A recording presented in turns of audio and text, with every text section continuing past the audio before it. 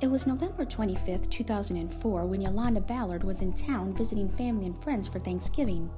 When the 40-year-old mother of three did not show up for dinner, the family began to worry. Yolanda was found 2 days later, dead. Here's her story.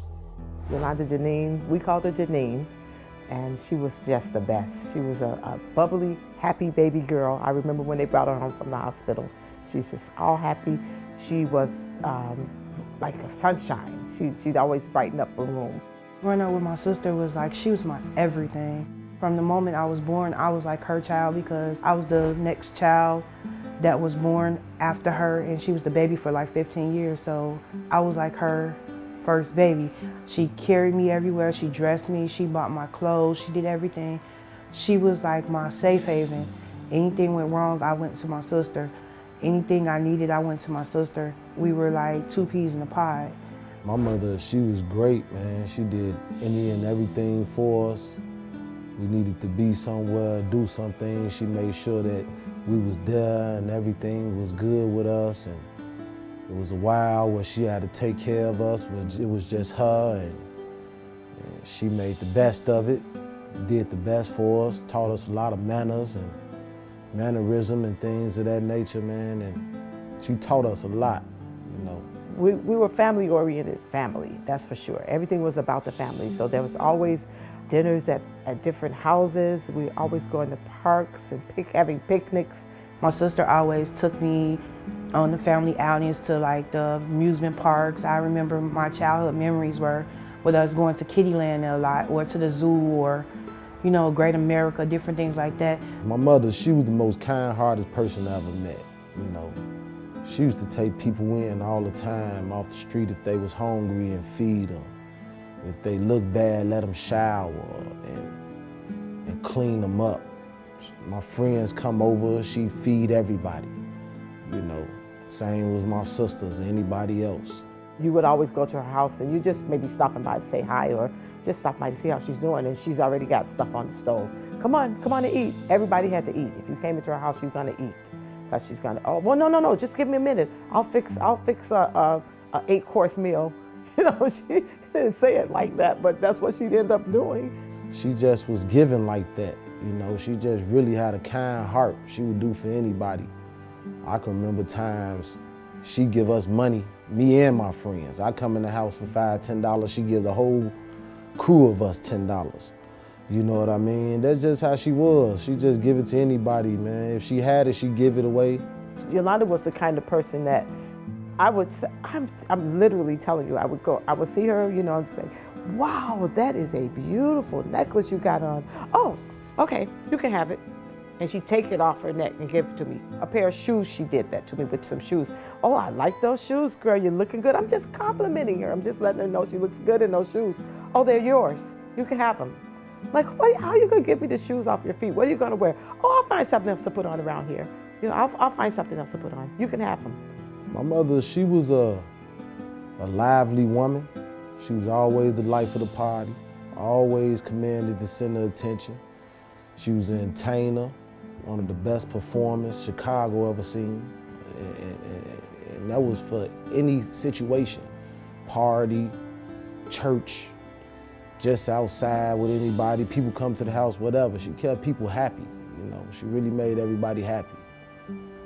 She was having a good time. She wanted life to be fun and good, you know. That's why it was such a, you know, a blow to us that somebody would do something like that to her, because she didn't deserve that, you know what I mean? She was too good to people.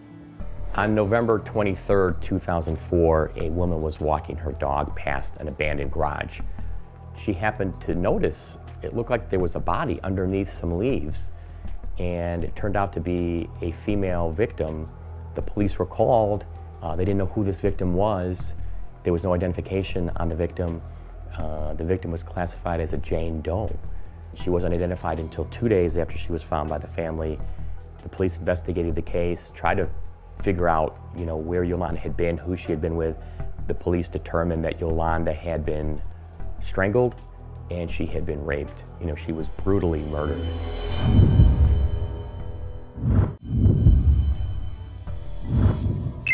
On November 23rd, 2004, so this is over 10 years ago, a woman was walking her dog past an abandoned house and garage.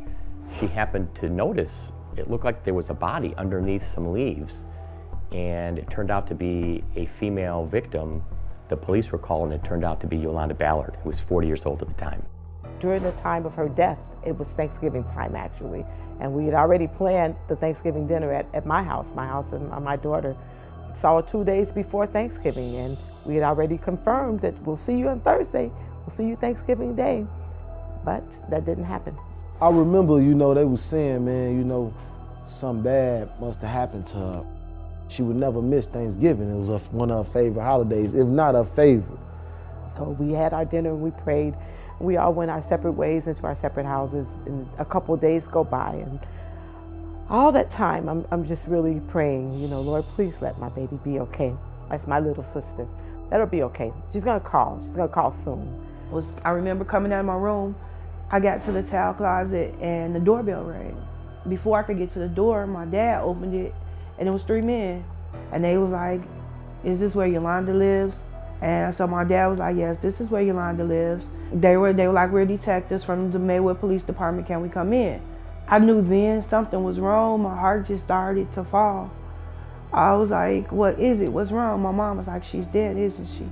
The call I got was from my other little sister, Anjanita, saying they found her.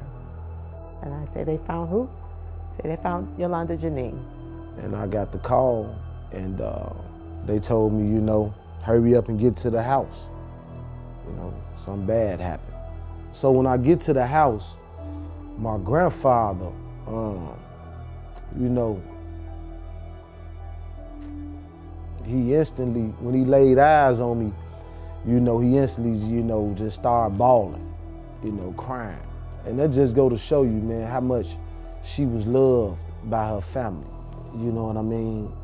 The crime scene here, there actually apparently were 2 crime scenes. Yolanda's body was found near an abandoned garage in an area of Maywood where there really wasn't much going on. It was just an abandoned house, an abandoned garage, not many people around.